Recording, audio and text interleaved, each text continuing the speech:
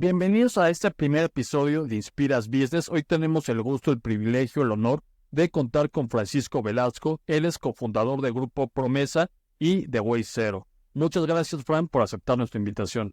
Encantado, mi querido Rafa, siempre estar contigo es un gusto. Ojalá podamos aportarle mucho valor a quienes nos ven y nos escuchan y listos para usar. El camino de emprender es muy largo. ¿Cómo se te ocurre arrancar en la industria del medio ambiente? ¿Cuáles fueron los primeros retos y cuándo sientes que ya se consolida el negocio?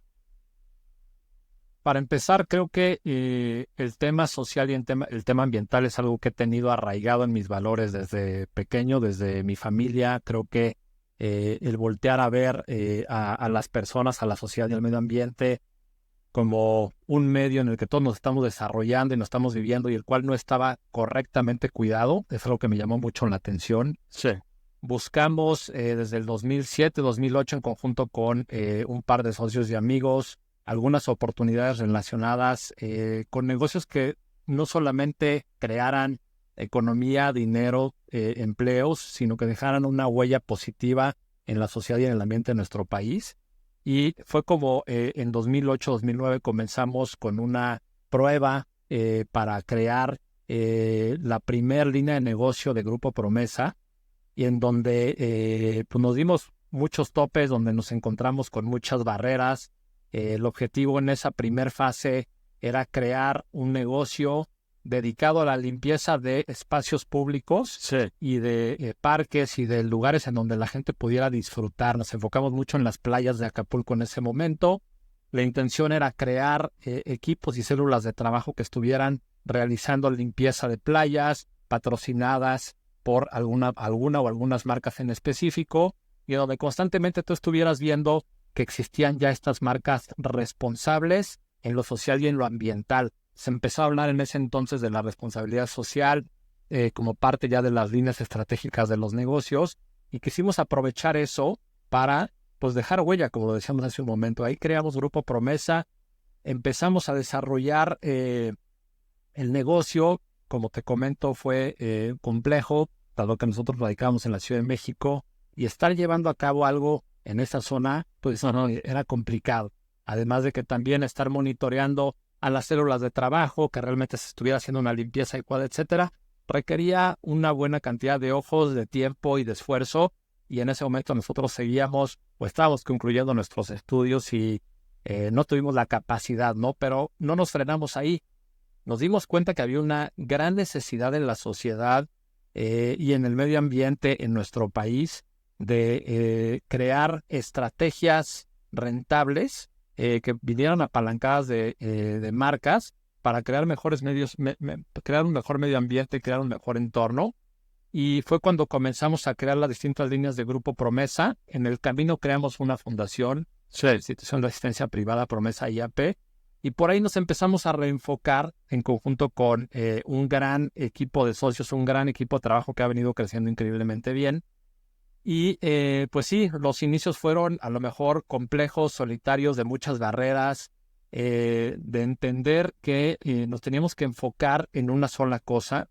Y afortunadamente pues los socios que estuvimos en ese momento lo entendimos bien. Hoy en día tenemos a muchas más organizaciones, empresas, socios que nos apoyan, además de marcas que confían en lo que estamos haciendo. Y por ahí pues Grupo Promesa desarrolla su línea enfocada en desarrollar una red de escuelas a las que se les brindan temas de capacitación en materia de educación ambiental, y con ello también asociamos mucho la cuestión del manejo de los residuos reciclables, y con esto la intención es que las escuelas vayan adquiriendo más capacidades para captar agua, para captar energía, para desviar los residuos que están generando a destinos de aprovechamiento, de reutilización, de reducción, etc. Por ahí va creciendo Grupo Promesa, y en el Inter, en 2014, nos damos cuenta que hay una línea muy importante, no solamente para dirigirnos al consumidor, sino a las propias empresas. Y ya nos dedicamos más a crear Waste Zero.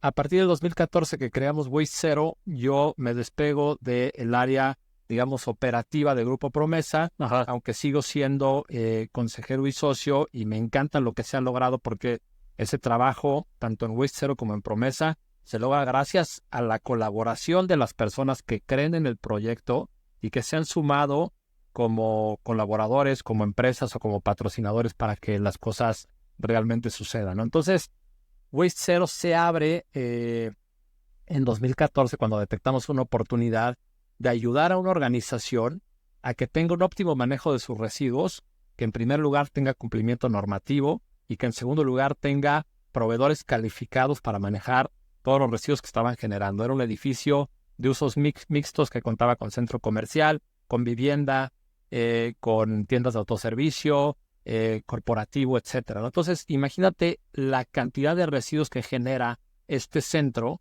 de manera diaria y el costo asociado que esa generación de residuos tiene para este cliente específicamente. Nos dimos cuenta que tenían un problema no solamente en lo normativo, sino también en lo administrativo.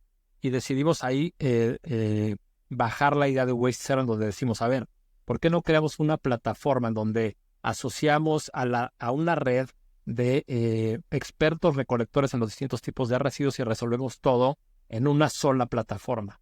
Waste Zero es una plataforma que hoy en día tiene 2 líneas de negocio. La primera muy dedicada a la gestión integral de los residuos que los clientes generan y la segunda muy enfocada a la consultoría para asesorar, guiar y acompañar a las empresas, no solamente para que gestionen correctamente sus residuos, sino para que reduzcan la cantidad de residuos que están generando, para que midan el impacto ambiental que esto tiene, para que eso lo asocien con sus objetivos de sostenibilidad y que eso al final del día también les represente ahorros económicos.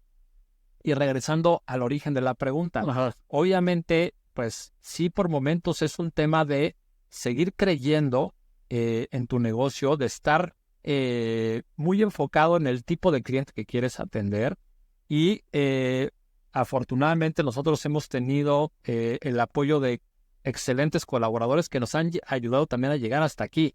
Los colaboradores al final del día también tienen que creer en ese objetivo que tienes como empresa, también tienen que creer en ese sueño que tú tienes y lo tienen que vivir en su día a día para saberlo vender, para saberlo promover, para saber atraer al cliente ideal y como siempre lo decimos, con la suma de esfuerzos es como vamos a llegar más lejos, trabajando en comunidad, trabajando en unión con nuestros colaboradores y realmente añadiéndole valor a las organizaciones.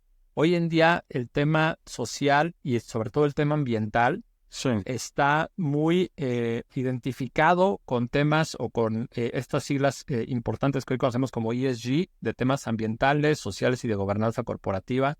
Cada vez hay más empresas trabajando en función de brindar mejores capacidades para sus colaboradores internamente, teniendo un mejor, o más bien midiendo su impacto social y ambiental relativo a sus operaciones. Y hoy en día pues nos sentimos, o me siento yo por lo menos como emprendedor, muy acompañado porque tengo un equipo de trabajo, tengo a unos socios y tengo empresas que creen en lo que estamos haciendo y que están realmente generando un impacto ambiental positivo a raíz de tomar mejores decisiones desde sus hábitos de consumo, desde los insumos que traen a la organización y desde la creación de una cultura ambiental completa dentro de la organización para que realmente se disminuyan esa cantidad de residuos que estamos generando como sociedad, ¿no? Entonces, Waste Zero es una empresa que guía y que acompaña a las organizaciones para que tengan estas mejores prácticas.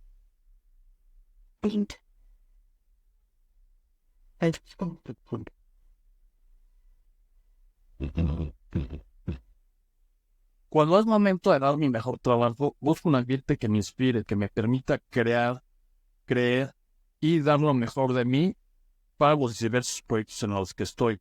Por eso, nuestra alianza con Colin Spaces es fundamental para conseguir nuestros retos como personas y como profesionistas. Aprovecha nuestra alianza y utiliza el código INSPIRAS para recibir el 15% de descuentos.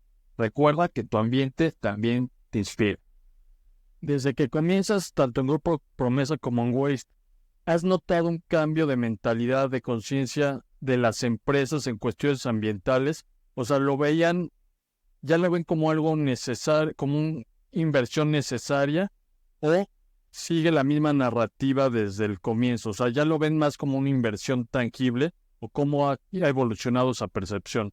Yo creo que ha evolucionado de manera muy positiva por distintos temas. Primero, hoy hay más regulaciones y más normas que dirigen y obligan a las organizaciones a que tengan mejores prácticas en materia social y ambiental.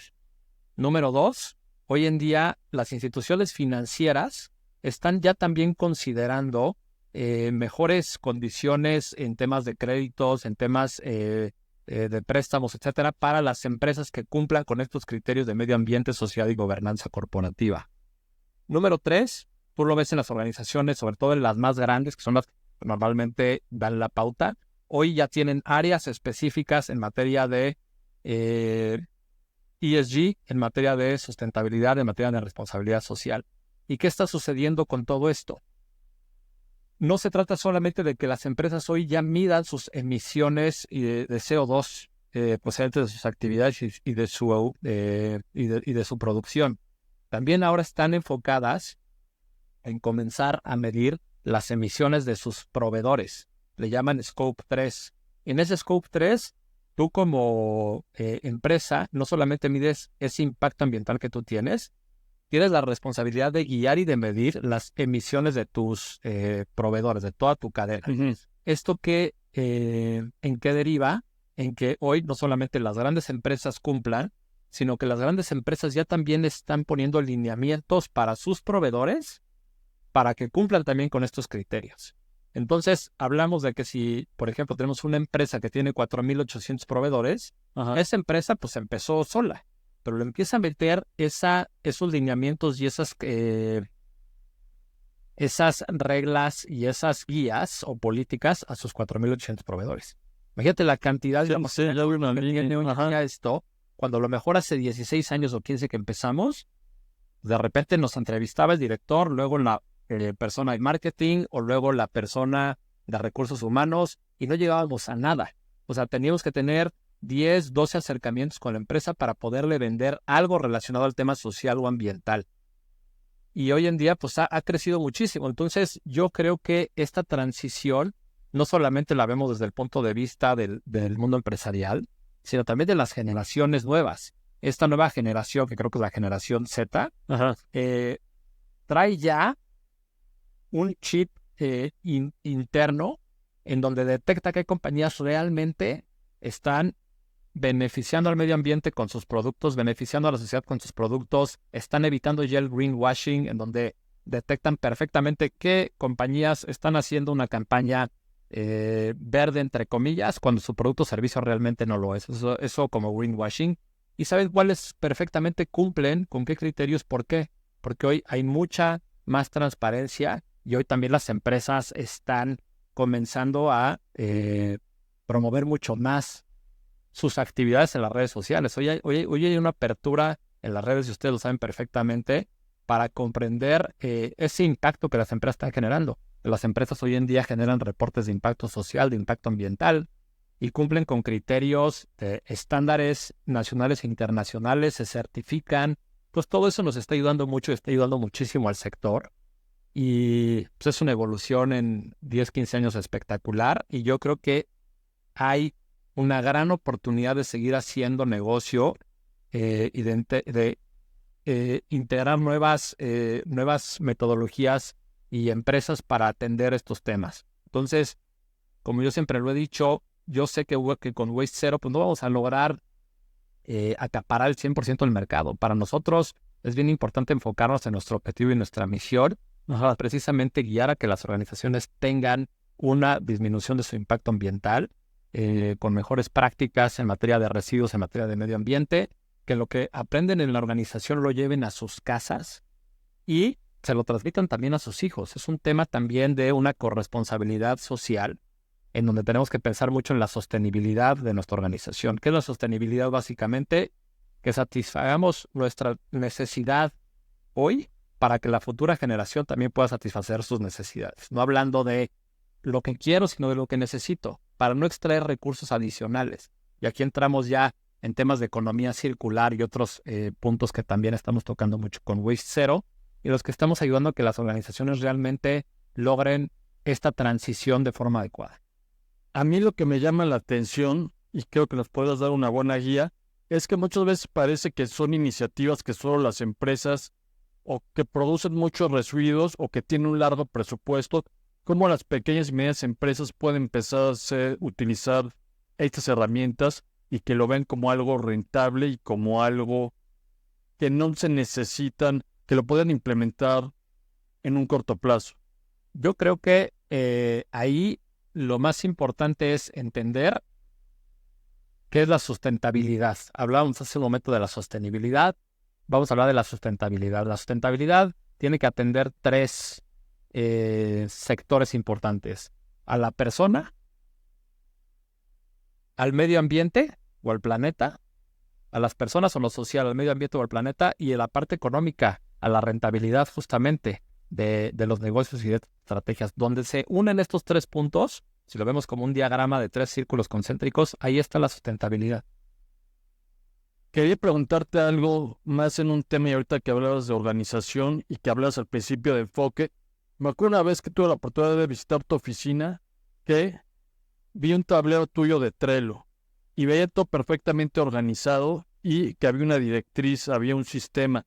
¿Cómo has ido incorporando todo esto de automatización, de organización para el éxito de Wayzero? Creo que cuando empezamos, y a lo mejor tú cuando llegaste a ver ese tablero de Trello ya era en una fase 2, todo empezó en un pizarrón, en donde dábamos seguimiento, borrábamos, volvíamos a escribir, dábamos seguimiento a nuestras cuentas por cobrar, cuentas por pagar, nuevos clientes, y de ahí yo siempre he sido muy dado a buscar la sistematización para lograr una eficiencia mayor, y eso creo que es algo más que comprobado, y todas las empresas tendremos que estar migrando a la sistematización. Cuando migramos a Trello fue porque encontré esta herramienta como un project manager que nos podía ayudar para no tener que confiar y depender de nuestra propia memoria, porque tenemos cierta capacidad y eso lo tenemos que reconocer. No podemos estar en el 100 o 1000% de las cosas. Hay que apalancarnos de los sistemas. Trello en ese momento era una gran herramienta y aún me sigue encantando. Hoy en día ya no lo usamos como antes, pero cuando lo comenzamos a usar era precisamente para trabajar sobre un método de Kanban, en donde sabíamos a qué cliente acabábamos de prospectar, si ya había pasado a tener una cotización, si la cotización ya había pasado a una fase de generación de contrato, y de ahí si había pasado a ser un cliente en servicio. Y se comenzó a usar y a crecer. Esto se usó en los primeros tal vez 6 años de Wayzero o 7 años de Wayzero como se herramienta y un project manager. Empezó a crecer muchísimo y de repente dejó de ser la herramienta a lo mejor eficiente, porque es una herramienta muy poderosa, pero no era tan eficiente como lo es un CRM o un ERP más completo. Y ahí fue cuando ya migramos a un CRM o un ERP, que lo migramos hace prácticamente año y medio, que la transición fue muy compleja. Sin embargo, después de que pasas ese trago complicado de pasar toda tu información, de capacitar a tus colaboradores, de hacerles entender que ahora ya no solo no se factura en la plataforma X, y además tienes la información en la plataforma Y además tienes en Google Drive información, y además cada quien en su computadora, todo se unifica en una sola plataforma, en un solo CRM o ERP, y ahí mismo se factura y se le da seguimiento a los prospectos, a las campañas de marketing, a la contabilidad, entre varias otras cosas, ¿no? Entonces, creo que mientras más poder le das a los sistemas, también tú te vuelves más eficiente si lo sabes usar correctamente. Y en ese sentido, el trabajo se vuelve también más sencillo, pero pues tienes que pasar por esos obstáculos de la implementación, la capacitación. Pero bueno, yo creo que no hay que tener miedo a dar esos pasos, porque no puedes manejar un negocio desde un Excel. Y a todo esto, ¿viste un resultado tangible numéricamente en todas estas áreas cuando empiezas a hacer esto del pizarrón a Trello, al CRM? Todo empieza a ver un número ascendente. O sea, ¿lo puedes medir numéricamente? Yo creo que sí, porque se dio en momentos en el que justamente habían transiciones y etapas de crecimiento y de inflexión, puntos de inflexión en el negocio, en donde crecíamos en número de clientes, crecíamos en personal, crecíamos en el equipo, crecíamos en la oficina, y en un momento dado, pues también tienes que recordar que lo más importante es qué personas integras como parte de tu organización a tu equipo para llegar al objetivo, y que los tienes que tener súper enfocados en su chamba. Entonces se tienen que saber respaldar en un sistema. Sí. Entonces cuando crees al sistema, justamente se empiezan a ver estos puntos de inflexión. En el último punto de inflexión fue cuando empezamos a dividir el negocio en dos líneas, la parte de gestión integral de residuos y la parte de consultoría enfocada en economía circular, cero residuos e impacto ambiental. ¿Por qué? Porque empezamos también a meter proyectos en donde habían actividades y subactividades, en donde ya no nada más gestionabas al cliente como tal, como en su proyecto sencillo de gestión, sino en un proyecto de consultoría, donde tienes que entregar un Gantt de trabajo, un cronograma de actividades, donde asignas responsables, donde bajas documentos, donde bajas toda tu evidencia de que estás realmente trabajando y generando un informe para el cliente al final del día, ¿no? Entonces, pues si tú sigues trabajando en un cuaderno, sigues trabajando en un Excel, alguien por acá en un formato de Word, alguien por allá en un Drive, por allá en un Canva, pues nos volvemos locos. Entonces hay que realmente, yo creo que integrar los sistemas, y nosotros justamente vimos este crecimiento, porque justamente tuvimos la nueva línea de negocio de manera ya más clara. Tuvimos más personas enfocadas en esa línea de negocio específica que es la consultoría, y con ello pues tuvimos justamente la necesidad de meter el sistema y vimos cambios en los números, porque empezamos a tener también más clientes, porque ya estamos más enfocados en darle promoción, en meterle esfuerzo y meterle enfoque a estos dos puntos que van de la mano y al final del día convergen, ¿no? Ambas líneas. Hablando de dos líneas, tengo un par de consejos que nos puedas dar al público en general, sobre todo los emprendedores o empresarios. Hay una delgada línea entre persistir y continuar a saber decir no y moverse a lo siguiente. Tú cuando en tus 16 años en estas empresas, ¿cuándo sabías que un proyecto debe de seguir y cuándo han tomado o has tomado la decisión que esta persona, este proyecto, este concepto, ya le pusimos todos los recursos, todos los esfuerzos y hay que dejarlo atrás? Hijo, es una gran pregunta, pero creo que siempre es bien importante saber que cuando dices que sí, le estás diciendo que no a muchas otras cosas, a muchas otras oportunidades. Y cuando dices que no, es porque posiblemente tienes un enfoque en algo que realmente te está funcionando. Yo creo que al final del día también es mucho de gut feeling, de saber cuándo ya llegaste hasta un cierto punto en un proceso, en un trámite con algún cliente, en donde a lo mejor te está costando más tiempo, más esfuerzo, que el impacto que tú le estás pudiendo dar y que el valor que le estás pudiendo dar al cliente, y que también el valor económico que te está trayendo. Entonces, yo creo que tienes que tener muy claras tus reglas, tienes que saber elegir muy bien a tu cliente, tienes que tener muy bien detectado quién es ese cliente ideal para cada línea de negocio, para evitar tener que permanecer mucho tiempo evaluando si las cosas están o no están funcionando. Lo mismo con las personas, lo mismo con el equipo, lo mismo con pues las empresas que colaboran contigo, ¿no? ¿Cuándo es un no? ¿Cuándo es un rotundo no? Cuando ya tú no le estás aportando valor a la organización a la que estás queriendo servir. Cuando no está siendo recíproco ese valor que tú le estás entregando contra su comportamiento de regreso hacia ti en materia a lo mejor de pago, en materia de plazos de crédito, en materia de que le esté dando realmente la importancia al proyecto que tú estás queriendo llevar a cabo junto con ellos. Y creo que tienes que tener muy claros tus principios, tienes que tener muy claros tus valores y saber detectar muy bien a tu mercado. Es complicado, por supuesto, sobre todo cuando se trata en tema del equipo, porque somos muy humanos. Nos gusta humanizar mucho a todo el equipo, y no solo humanizar por decir la palabra, sino que realmente nos gusta mucho que nuestro equipo se desarrolle en lo personal, en lo profesional, y ellos mismos también en su momento, cuando ha sucedido esto, detectamos que ya no estamos a lo mejor en ese punto donde nos estamos dando el valor que queremos el uno del otro. Y se vale tener esas conversaciones difíciles, ¿no? Para realmente llegar a ese, sí continuamos, pero por esta línea, o ¿sabes qué? Es momento de llegar hasta aquí porque ya no estamos aportándonos ese valor recíprocamente. Oye, Fran, cierro con esto. ¿Qué le dirías, qué te dirías a ti que te serviría de lo que has aprendido estos 16 años cuando tú empezaste? Te encuentras a ti mismo hace 16 años. ¿Cuál sería el mayor consejo, el mejor consejo que has aprendido en estos 16 años de trayectoria y que no lo sabías cuando arrancaste? Pues mira, yo creo que son varias cosas. A lo mejor ahorita no tengo todas en mente, pero lo primero que me llega es rodéate de las personas adecuadas, porque justamente cuando te rodeas de las personas adecuadas, avanzas. Número 2 es comunícate constantemente y abiertamente con esas personas para que siempre haya claridad y siempre haya enfoque. Y justamente hablando de enfoques, enfócate no en 80 cosas, enfócate en lo verdaderamente importante.